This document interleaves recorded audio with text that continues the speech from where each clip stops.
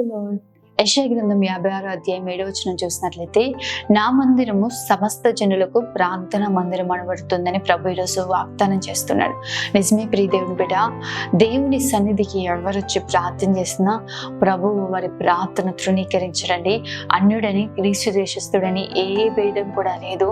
ఆయన సన్నిధికి వచ్చి ప్రార్థన చేసే వారందరి ఎడల ఆయన కృప చూపుటకు ఐశ్వర్యవంతుడైన దేవుడు, మనం ఆరాధిస్తున్న దేవుడు, శక్తి కలిగిన దేవుడు. ప్రియ దేవుని బిడ్డ, ఈరోజు ఏ ఒక్క వేదనతో, ఏ ఒక్క దుఃఖంతో, ఏ బాధతో ఉన్నావో, ప్రయాసపడి భారం మోస్తున్న సమస్త జనులారా నా యొద్దకు రండి, నేను నీకు విశ్రాంతి కలుగ చేస్తానని ప్రభు వాగ్దానం చేశాడు.